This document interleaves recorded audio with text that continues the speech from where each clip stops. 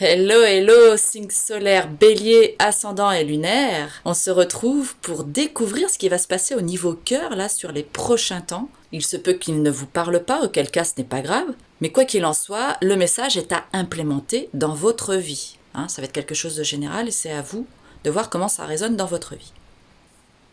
Restez jusqu'à la fin de la vidéo parce que j'ai un jeu concours dont j'aimerais vous faire bénéficier. Si vous voulez savoir de quoi il s'agit, eh bien, je vous le dirai à la fin de la vidéo. Alors, pour commencer, amis bélier, si vous êtes en couple, là, ce que l'on peut voir, alors, je vais parler, comme je vous l'ai dit, en règle générale, aussi bien pour les célibataires que pour les personnes qui sont en couple. Donc là, ce que l'on peut voir, c'est que vous avez la lune qui vous représente, cette lune qui nous parle de nos états émotionnels, des questions que l'on se pose, ou en tout cas, tout ce qui est de l'ordre de notre inconscient. Vous savez que la lune, elle nous relie au monde de l'imaginaire, au monde onirique, à toute notre activité onirique, et donc par extension à tout ce qui se passe au niveau inconscient. Donc il se peut que vous ayez déjà des messages durant votre sommeil. Et en plus, le signe du bélier a cette faculté de pouvoir connecter de manière très directe la source. Si vous êtes sensible aux énergies, bien sûr.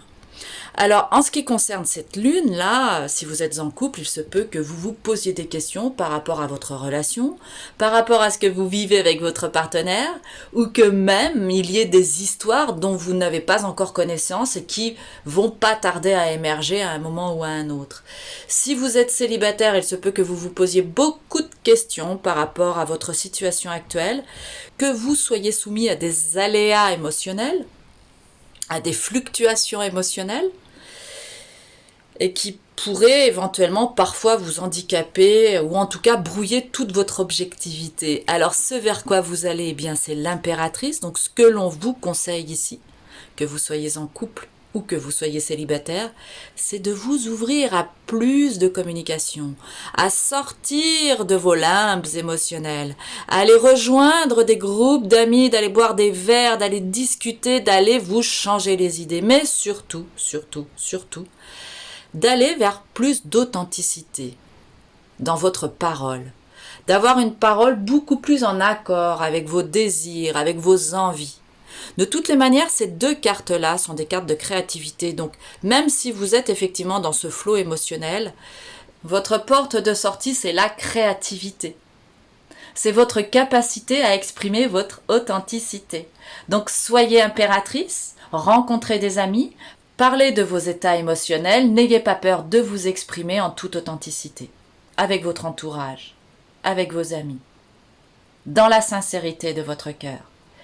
Et vous allez aller vers la lumière qui éclaire les choses de l'inconscient, qui éclaire tout ce que vous avez enfoui dans votre tête, dans vos émotions, tout ce que vous n'aviez peut-être pas envie de voir au départ. Et si vous êtes célibataire, il y a de fortes chances, et c'est probable, que vous alliez vers une rencontre.